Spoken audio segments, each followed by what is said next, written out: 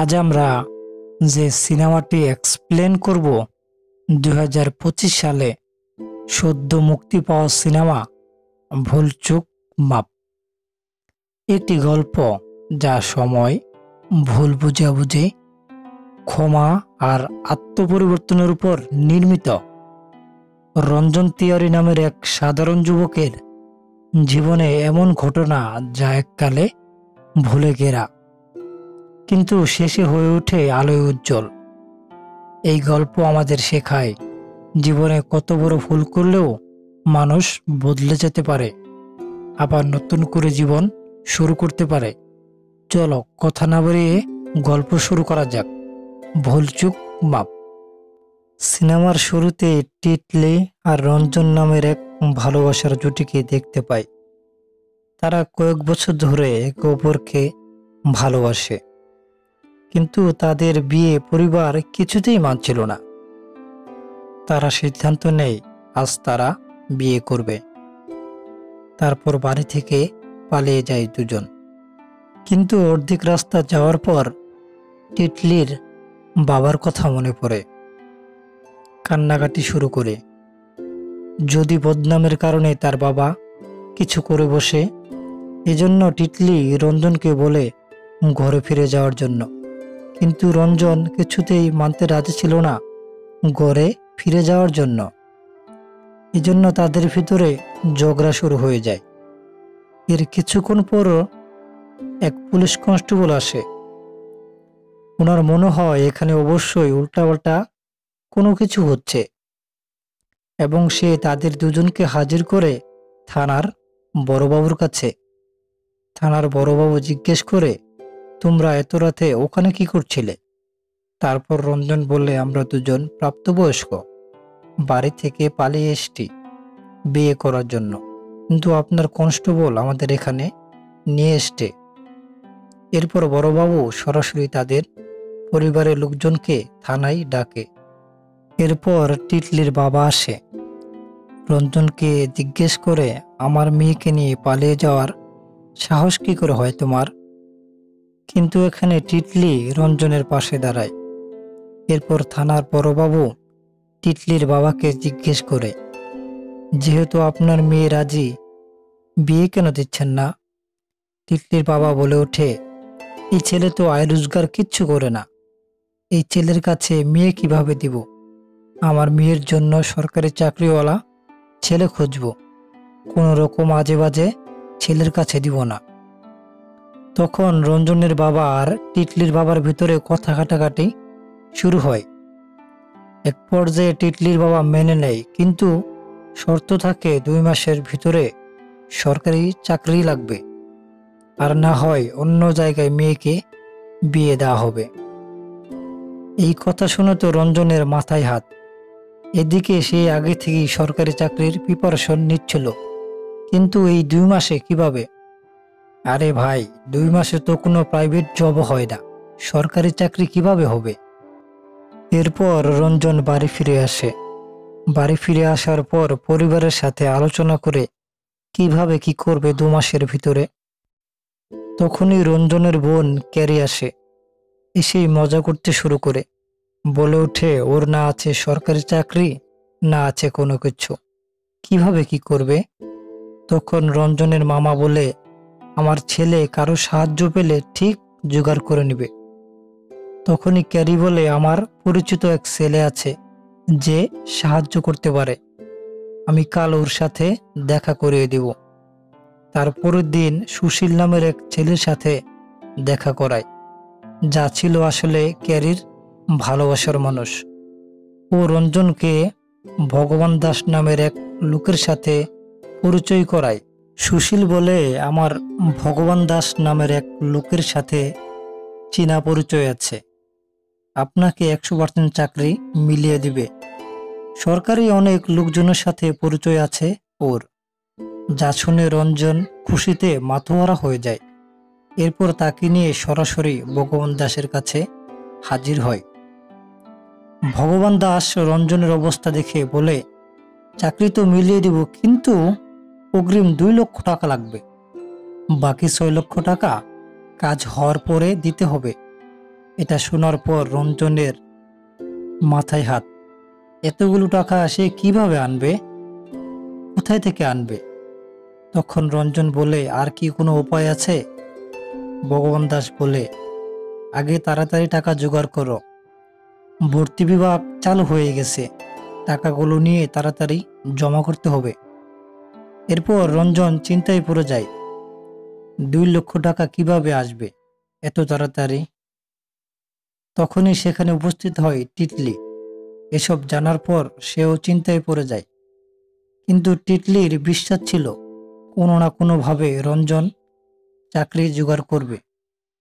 এর পরের দিন টিটলি তার মায়ের গহনা নিয়ে আসে এবং বন্ধক রাখে, এবং 2 লক্ষ টাকা দিয়ে রঞ্জনকে বলে, চাকরি নিয়ে আসো। যথারীতি রঞ্জন সবগুলো টাকা নিয়ে ভগবান দাসকে দেয়।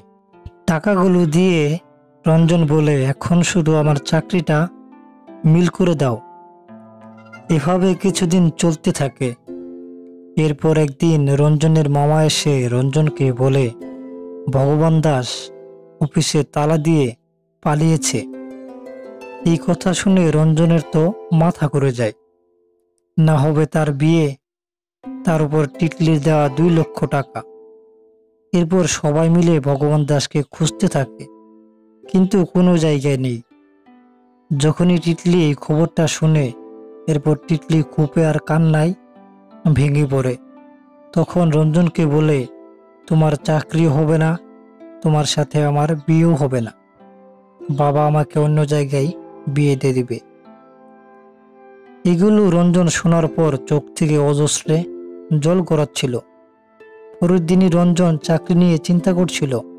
হঠাৎ শুনতে পাই হালুয়াওয়ালা দোকানে বলছে সে ভোলানাথের কাছে মান্যত মেনেছিল ছেলে হওয়ার জন্য, মান্যত পূরণ করবে। এটা শোনার পর রঞ্জিতেরও মনে মনে ইচ্ছা হয় এবং ইচ্ছা পোষণ করে সেও ভোলানাথের কাছে মান্যত করবে। এরপর আর কি, যেমন কথা তেমন কাজ। সরাসরি চলে আসে ভোলানাথের কাছে, এসে বলে, আমাকে একটা চাকরি মিলিয়ে দাও যেন আমি টিটলিকে বিয়ে করতে পারি। এজন্য সে চিন্তা করে ভোলানাথকে কি উপহার দেবে। এরপর পণ্ডিতের কাছে গিয়ে বসে এবং পণ্ডিতকে বলে, আমি ভোলানাথকে কি উপহার দিতে পারি। এরপর পণ্ডিত বলেন, তুমি ভোলানাথকে বলো তোমার একটা ইচ্ছে পূরণ হলে তুমি ভালো একটা কাজ করবে। এর পরের দিন রঞ্জন ঘরে উদাস মনে বসেছিল। টিটলি তার সাথে কথা বলে না। এরপর হঠাৎ করেই ভগবান দাসের ফোন আসে আর বলে, তোমার চাকরি পাক্কা হয়ে গেছে, তোমার চাকরির জন্যই আমি লখনৌ গিয়েছিলাম। এটা শোনার পর রঞ্জন খুশিতে কি করবে বুঝতে পারছিল না। এদিকে টিটলির ঘরেও টিটলিকে দেখতে এসছে। পাত্রপক্ষ বিজলি বিভাগে চাকরি করে। এরপর রঞ্জন টিটলির বোনকে বলে, টিটলি আমার ফোন কেন ধরছে না, তাকে বলো আমার সরকারি চাকরি হয়ে গেছে। এই কথাটা খালি যখনই টিটলি শুনতে পায় তখনই সামনে বসে থাকা ছেলে পক্ষকে উঠিয়ে দেয়। কিছুক্ষণের মধ্যেই মিঠাই মিষ্টি নিয়ে টিটলির বাসায় আসেন রঞ্জন ও তার পরিবার তাদের বিয়ের কথা পাকা করতে। রঞ্জনের সরকারি চাকরি হয়েছে, এটা শুনে টিটলির বাবার মুখে চিন্তার ভাঁজ। শর্ত হিসেবে মেয়েকে রঞ্জনের হাতে তুলে দিতে হবে, কি আর করার, ওয়াদা তো রাখতেই হবে। এবং টিটলির বাবা বিয়ের তারিখ দেয় এ মাসের 30 তারিখ। এই কথা শুনে টিটলি আর রঞ্জন তো খুশিতে মাতোয়ারা। এবার তারা এক হবে এবং বিয়ের প্রিপারেশন নিতে থাকে। বিয়ের আগের দিন রাতে, মানে হলুদ দেওয়ার রাতে, রঞ্জন আসে ছাদে টিটলির সাথে দেখা করার জন্য এবং বলতে থাকে, কাল আমাদের বিয়ে হয়ে যাচ্ছে, আর কেউ আমাদের আলাদা করতে পারবে না। এটা শোনার পর টিটলিও খুব খুশি হয়। পরের দিন আনন্দ আর স্বপ্ন নিয়ে ওঠে, আজ তো আমাদের বিয়ে। কিন্তু বাইরে এসে দেখে আজ তো হলুদের আয়োজন চলছে, এটা তো কালকেই হয়ে গিয়েছিল। এরপর রঞ্জন তার মাকে জিজ্ঞেস করে, আজ তো বিয়ে, তুমি এখনো হলুদের আয়োজন করছো? কিন্তু রঞ্জনের মা বলে আজকে তো 29 তারিখ, আজ হলুদ কাল বিয়ে। এতে করে রঞ্জন একটা দ্বিধার মাঝখানে পড়ে যায়। তখন রঞ্জনের বোন বলে, এমনটা মানুষের সাথে হয়, মনে হয় এর আগেও সে এই কাজটা করেছে। চুপচাপ করে রঞ্জনও মেনে নেয় আজ 29 তারিখ এবং হলুদে বসে পড়ে। মনে মনে রঞ্জন বলে আজকের দিনটা কোনো রকম ভাবে পার হলেই হলো। এরপর রঞ্জনের মামা আয়োজন করে ব্যাচেলর পার্টির। সেখানে রঞ্জন খুব আনন্দ ফুর্তি করে আর মনে মনে চিন্তা করে অবশেষে কাল তো আমাদের বিয়েটা হচ্ছে। আবার পরের দিন রঞ্জন ঘুম থেকে উঠে দেখে আবার সেই 29 তারিখ, আবার সেই হলুদের দিন। এই বিষয়টা শুধু রঞ্জনই জানতো। গত 2 দিন ধরে একই দিন আসছে তার কাছে। রঞ্জন তার পরিবারের লোককে বোঝাতে চেষ্টা করে 2 দিন ধরে কেন তারা একই হলুদের অনুষ্ঠান করে যাচ্ছে। পরিবারের লোকজন মনে করে রঞ্জনের মাথা খারাপ হয়ে গেছে। তারা তাকে ডাক্তারের কাছে নিয়ে যায়। রঞ্জন সেখান থেকে রাগ করে চলে আসে। আর যখন সে তার মামার সাথে বসেছিল তখনই দেখে ওই হালুয়াওয়ালা, যার ইচ্ছে পূরণ হয়ে গিয়েছে, সে খুশিতে মিষ্টি বিতরণ করছিল। ঠিক তখনই রঞ্জনের মনে পড়ে যায়, আমিও তো মান্যত করেছিলাম সরকারি চাকরি পাওয়ার পর ভালো একটা কাজ করব, কিন্তু তা তো করিনি। এই জন্যই হয়তো ভোলানাথ রাগ করেছে, আমার বিয়ে হতে দিচ্ছে না। এই সব কিছু নিয়ে রঞ্জন মনে মনে ভাবতে থাকে। তখনই টিটলি আসে। সে জানতে পারে রঞ্জনের সাথে কি কি ঘটনা ঘটেছে। রঞ্জন টিটলিকে বলে, আমার কিছু ভালো কাজ করতে হবে, যেন এর মাধ্যমে আমাদের বিয়েটা কাল হয়ে যায়। এরপর রঞ্জন ভাবতে থাকে কিভাবে ভালো ভালো কাজ করা যায়। এরপর রাস্তায় এক গাভীকে ভোলানাথের মন্দির থেকে আনা কিছু একটা খাওয়ায়। এরপর ভাবতে থাকে আজকে তো দিন পেরিয়েই গেছে, কাল 30 তারিখ এসেই যাবে, ফাইনালি আমাদের বিয়েটা হবে। কিন্তু কপাল খারাপ থাকলে যা হয় আর কি। পরের দিন উঠে দেখে আবার সেই 29 তারিখ। রঞ্জন সাহায্য করতে চায় গরিব দুঃখী মানুষকে, কিন্তু কোনো কাজই হচ্ছে না। প্রতিদিন সেই 29 তারিখ বারবার ফিরে আসছে। কিভাবে যেন 29 তারিখের লুপে আটকে গেছে সে। এই সব কিছু থেকে মুক্তি পাওয়ার জন্য রঞ্জন সেই পণ্ডিতের কাছে ছুটে যায়, যিনি রঞ্জনকে বলেছিল কিভাবে ভোলানাথের কাছে চাইতে হবে। রঞ্জন পণ্ডিতকে বলে, আমার মান্যত অর্ধেকে আটকে গেছে, এখন কি করব বুঝতে পারছি না। তখন পণ্ডিতজি বলে, তুমি হয়তো কারো মনে কোনো কারণে কষ্ট দিয়ে রেখেছ, এজন্যই তোমার মান্যত পূরণ হচ্ছে না। এখন তুমি চিন্তা করো কাকে কষ্ট দিয়ে রেখেছ। এসব শুনে রঞ্জন ভাবতে থাকে।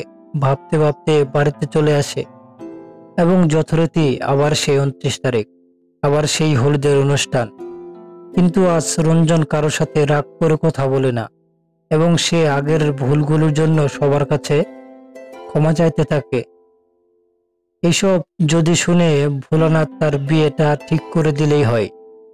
বাইরে ভাই, উফ, কি এক মজার পরিবেশ সৃষ্টি হয়েছে। যাই হোক, এইসব কোনো কিছু করেও কোনো কাজ হচ্ছে না। আবার সেই 29 তারিখ। কিন্তু আজ রঞ্জন এমনভাবে মুষ্টে পড়েছে এবং সে চিন্তা করে সে আর বেঁচে থাকবে না, মরে যাওয়ার জন্য বাড়ি থেকে বেরিয়ে পড়ে। যখনই সে নদীতে ঝাঁপ দিবে তখনই তার পাশে হামিদ নামের এক ছেলে আসে। তার আগে সে ঝাঁপ দেয়। যেহেতু রঞ্জন সাঁতার জানতো, হামিদকে সে বাঁচায় আর জিজ্ঞেস করে, কেন তুমি এই কাজ করেছ? তখন হামিদ বলে, আমি বেশ কয়েক বছর ধরে সরকারি চাকরি পাওয়ার জন্য চেষ্টা করে যাচ্ছি, কোনোভাবেই হচ্ছে না। এইবারের প্রিপারেশনও ভালো ছিল। তখনই রঞ্জন খুশি হয়ে যায়, মনে মনে বলে, আমি যদি তাকে সাহায্য করি আমার মান্যত পূরণ হয়ে যাবে। তখনই হামিদকে নিয়ে রঞ্জন চলে আসে ভগবান দাসের কাছে। তখন রঞ্জন বলে, আমার মতো ওরও একটা চাকরির মিল করে দাও। এরপর ভগবান দাস 2 লাখ টাকা চায়। এসব শুনে হামিদ হতভম্ব হয়ে যায় আর বলে, এরকম ভাবে আমি চাকরি চাই না, নিজের পরিশ্রম করে পেতে চাই। আর সবচেয়ে বড় কথা, আমার কাছে সামান্য টাকাও নেই, আর 2 লক্ষ টাকা আমি কিভাবে জোগাড় করব? এসব বলে হামিদ সেখান থেকে চলে যায়। আর ভগবান দাস রঞ্জনকে বলে, আরে এ তো হামিদ আনসারি, তার নামই ছিল একমাত্র, কিন্তু ওর নামের জায়গায় তোমার নাম বসানো হয়েছে টাকা দিয়ে। এইসব শুনে রঞ্জন হতভম্ব হয়ে যায়।